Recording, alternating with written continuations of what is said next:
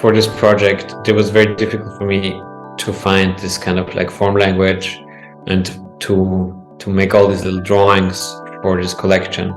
And because the decision making in this project can be very hard, because I want to do everything sometimes, you know, and this wanting to do everything is kind of what I wanted to also manifest in the title.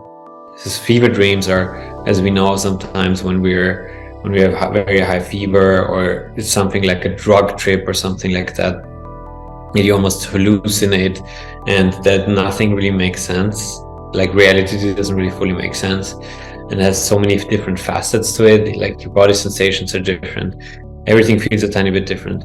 And in this case, it refers to all the different drawings that often have a very different style that can be found on each of the pieces. So they can be stylistically very different drawings, very different depictions. Some of them could be geometric, abstract, some of them are more figurative.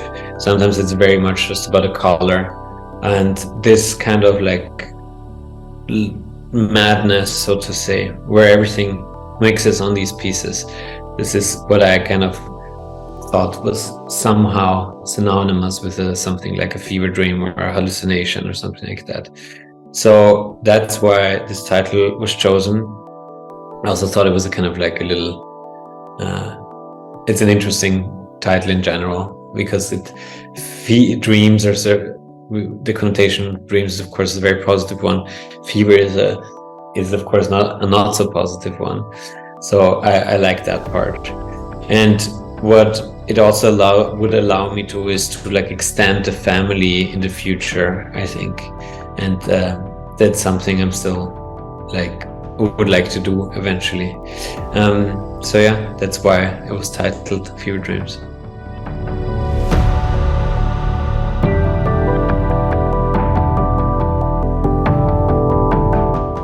It is very much based on personal fascinations.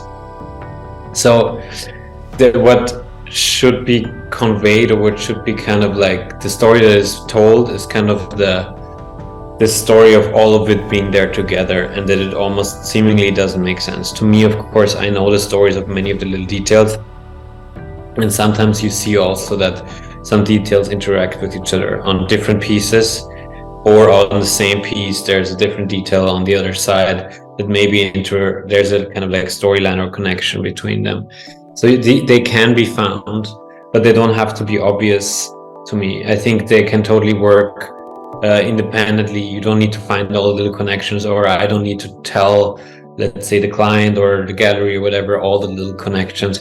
I think to me the interesting part is that you have so many little elements that seemingly come from different universes, all on the same piece, kind of held together by this weird grid, which is kind of for me synonymous with modernism. And so that's what I found interesting. It is kind of interwoven. There's sometimes behind the grid, sometimes in front, and it kind of like depicts everything that I thought art or humanity or something absurd could be in this kind of like grid that is modernity. So that was kind of like the idea behind it.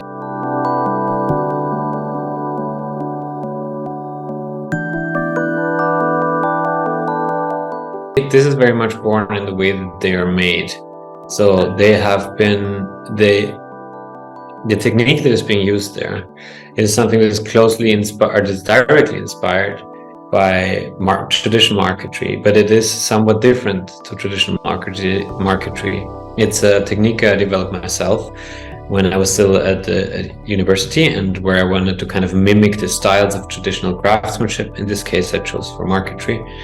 And so the drawing is laser cut into the surface of like solid wood, and then it's kind of painted by hand or airbrushed, or there's a variety of different techniques, painting techniques that we're using.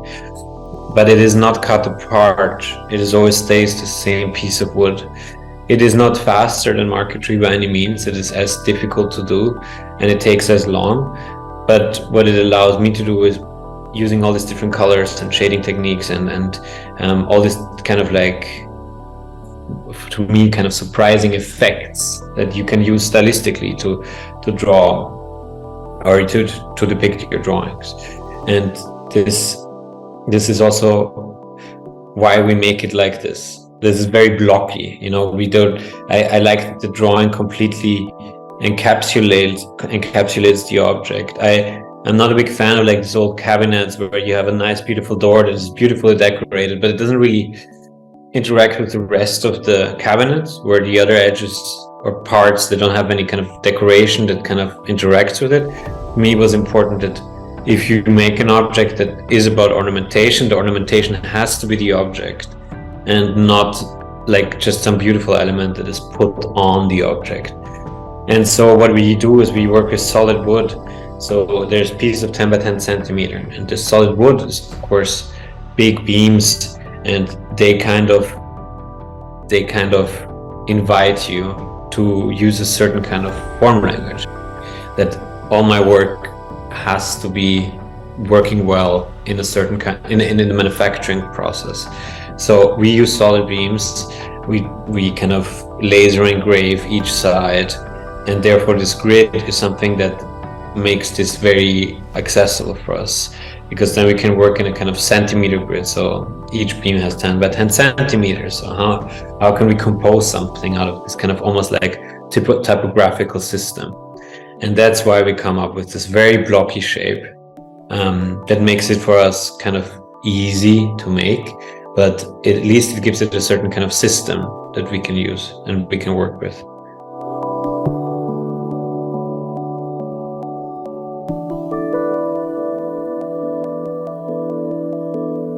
I mean, it starts with an idea, of course, or looking at something that I've been doing before, and then from this idea, it is definitely a lot of like just sketching on paper. This could be probably in the beginning. The shape is the focus, I would say. Yeah, the first I really focus on the shape. In some rare cases, there's a kind of like a figurative element that is so important to me that this kind of influences what the shape should look like. But in this case, fever dreams, it is definitely first just drawing the blocks in a certain kind of, arranging them so they would become objects, and then there's hundreds of these little drawings, and then maybe some of them are put in a 3D drawing to just see them from different angles and so on. And once they've been to 3D in the 3D drawing, then I make kind of like a laid out grid for them digitally. So that's kind of like an unfolded pattern. And then at this point I already have some drawings that I've done at home, like in the evenings in front of a movie or something, where I'm just like either probably sometimes on the iPad, sometimes analogically, but often on the iPad, where I instantly draw like some digital drawings that I vectorize, and I can instantly put in this grid, and then I see how that works. And then it is basically a composition that slowly evolves, and I want bigger elements and small elements, and the elements have to make sense together or make no sense together. I must find that they're interesting. So, and then they're put on this kind of unfolded grid pattern for each object, and then the pattern is slowly being folded again. And when I'm really happy, I export the files, and then we cut the material, the wood, and we start to laser engrave all the sides, spray paint them, airbrush them, paint them by hand, and glue them together afterwards. Everything is wood, just basic woodwork, wood glue, and afterwards everything is varnished with a kind of like high gloss. In this case, it was a high gloss varnish, and after this it's just photographed and then it's done.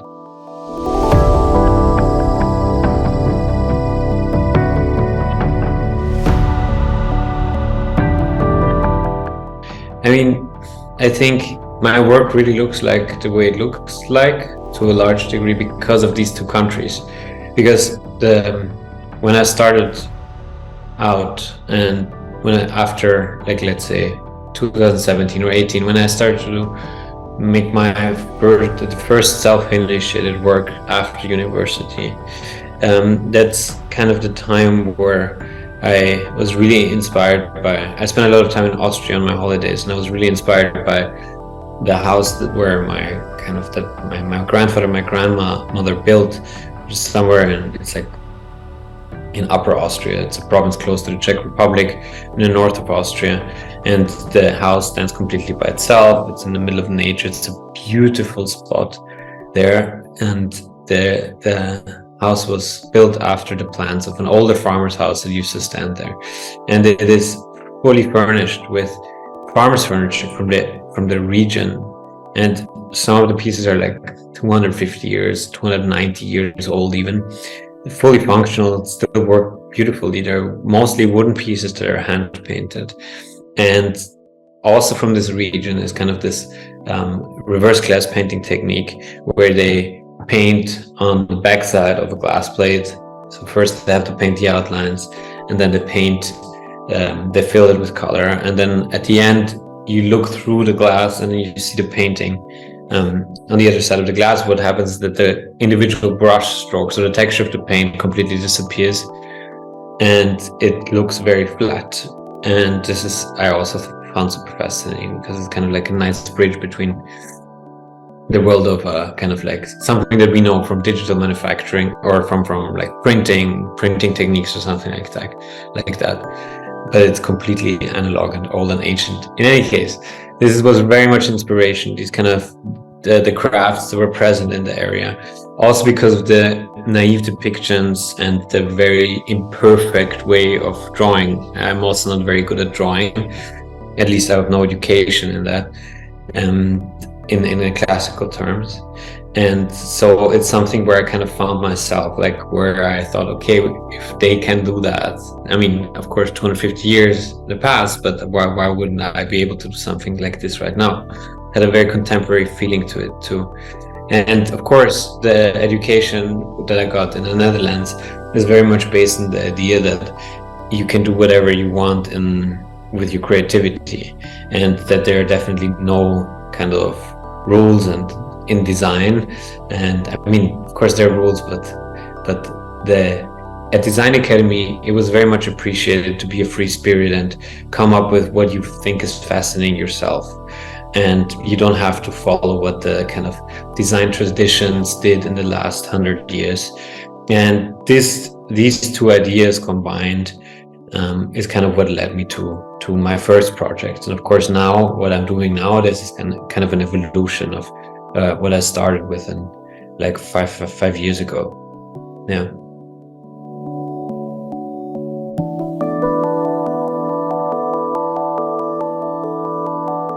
Well, I think a lot of my work is inspired by the history of applied arts. When I started my studio, I looked a lot. I primarily looked at the history of applied arts, everything that has been done in the past. I had an especially large kind of love for certain types of crafts, and this of course includes marquetry. That's why you can see a lot in my woodwork that is kind of like very close to marquetry, or sometimes it is marquetry or it is marquetry inspired, but also other crafts like the reverse glass painting, where I also did a project once, where I'm doing a project with this technique right now. And I think this is kind of the starting point of many works today still. Yeah, so I would say it resolves around the idea of like looking at the past and trying to use maybe more contemporary manufacturing techniques to create some kind of like, yeah, kind of contemporary modern fusion.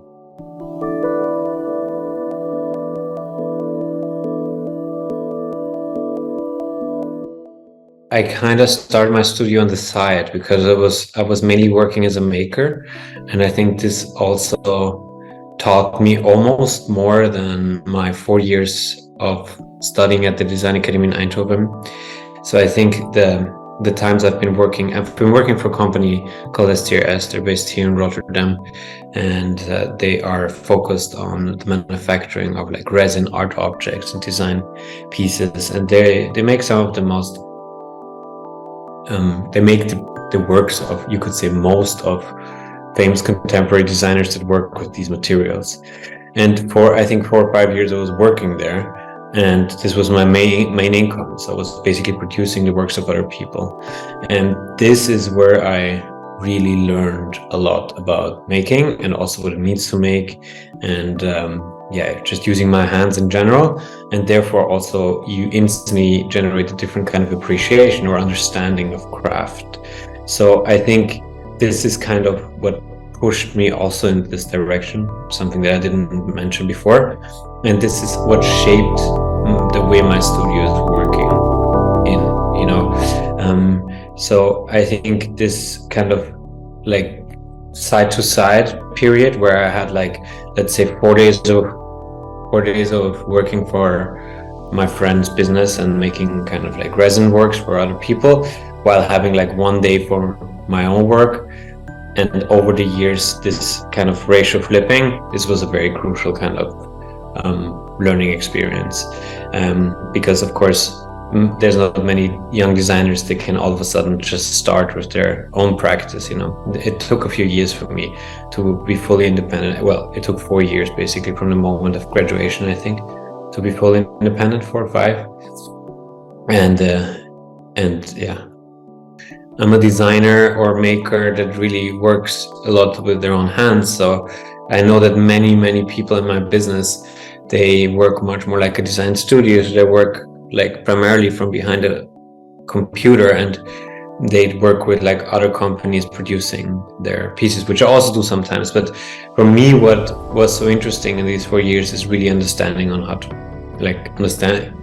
generating an understanding on how to make anything, and also like what are the difficulties, the resistance of the material itself has a certain kind of like beauty in it, you know, that you really understand. Like, for example, when you have like a saw or a sanding block, like how does the material feel when you work on it, like really the relationship between your hand and the material. And this is, I think, it is very much still guiding my process. So that many of the works that I make, there is a certain kind of like, there must be a certain kind of smart way of making them. And so I'm not the type of designer that draws something crazy in 3D that is like, that from a manufacturing point of view doesn't make any sense, and then just sends it off to the manufacturer. I very much, when I encounter these designers in the wild, I very much dislike their way of working, because it's like they don't even know what the material they're working with. So I think this is something I learned like a lot about, also from the person that founded this company, STRS. He's a very talented and very eager maker, and he taught me a lot about just basically what it means to work with material. And that's also why I think it is something that it taught me more these 4 years than the 4 years of studying. It is really that, like, when you already have an understanding about the artistic practices or about creativity in general, so when you've already honed this idea that you can have basically a concept or a fascination about something, whether it's a kind of like a material or a color or process or whatever, and then you really like start making your hands dirty, just getting your hands dirty like an artist or like a maker or like somebody that really works deep with the material. I think for me, at least, that was the best thing that could have happened to me. That really, I think, is the thing that shaped my practice the most. Yeah.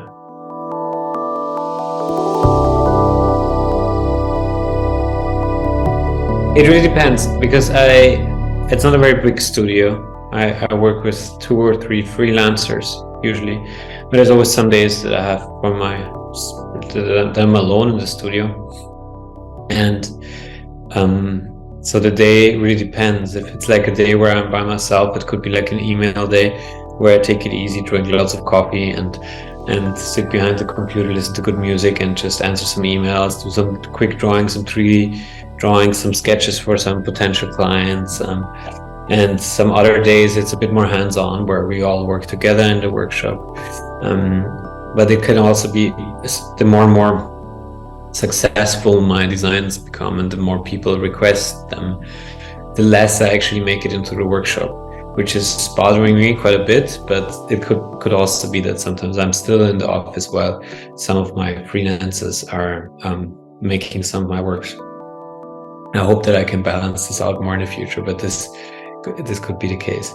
We have a beautiful, very bright, big new studio, so there's a lot of light. There's enough light to paint, which is very important, because the painting process is as important as the woodworking process. It takes about as long for us, about as much time for us.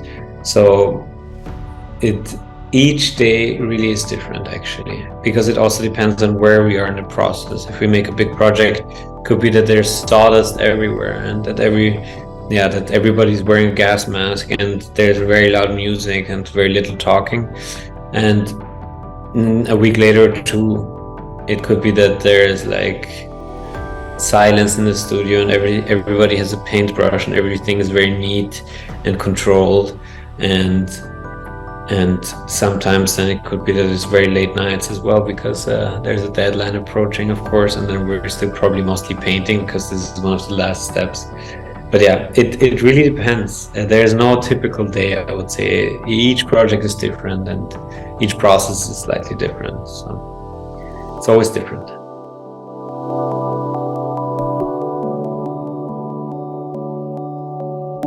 Well, there's several different ways. I mean, there's a lot of projects nowadays still that are completely self-initiated.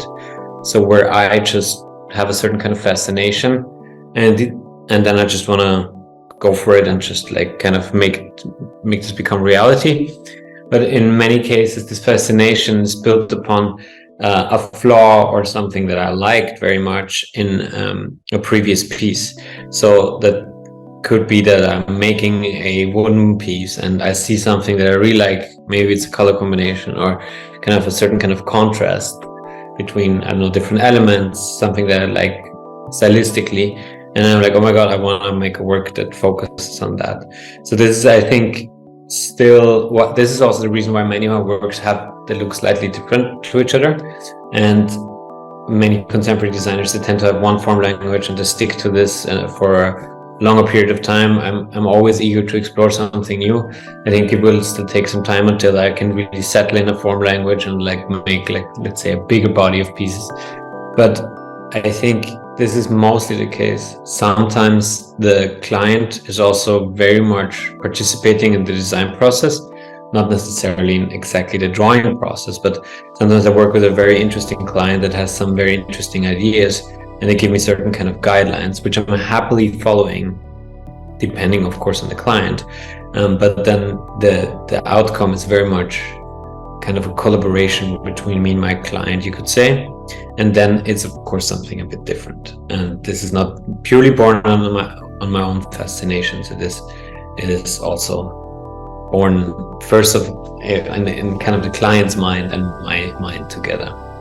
Yeah.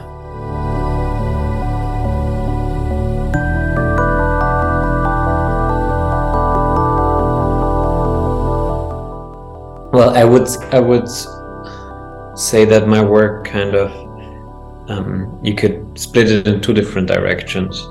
One direction is the woodwork and everything that it kind of involves my own drawings, and then the other direction is the resin pieces, the resin work, which is much more, it's based on a kind of fascination for material and, of course, geometry, transparency, and color. And so it's much more of a material based process for me, I would say. And so these are very different directions because the way of working is very different for me. So for the resin pieces, I often really go to the computer then, like many design studios would, and I kind of draw pieces up until I like the proportions, and then I make material samples and see how they react in the light and what colors they have. But it's very easy. It's an easy process for me because I just do something until I like the result, try to push it a bit further, and then I send it off. Either I make it myself, or STR's the company of my friend makes it, and then it's sent off to the client. And this is something that can happen within a few short hours of designing. Sometimes it takes a bit longer. It's very easy to be satisfied with something. And with woodwork, all the other works that kind of include my own drawings, it's a very different story. This can take weeks, months even, or in some cases it took already years. And also for me to be satisfied with it, it's very hard and very self-critical.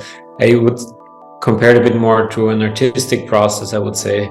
Not that I'm an artist. I guess I'm still more of a designer than an artist, but it is something that I'm like revising dozens of times, where I can't sleep at night sometimes if the project is big, because I'm not 100% sure about certain kind of details, and I'm not 100% sure about my drawings or the colors.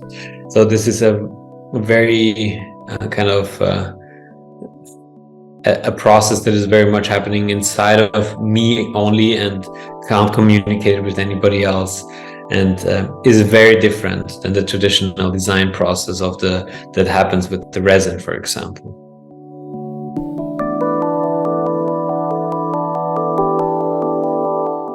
But what's next? There's several little interesting projects coming up.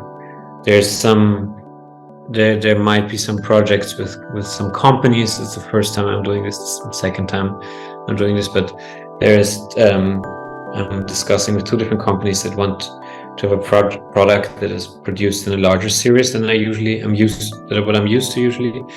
And so this is in the talks, but there's also some very non-functional things. I'm making a large installation for a building in Rotterdam, and this consists of like 20 individual installations that are all woven in on the outside and the inside of the building.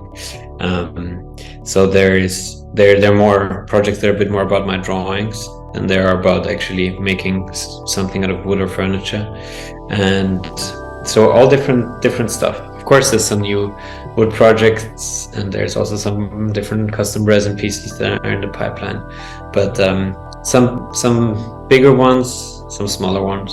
It's really it goes in all directions, which I like a lot.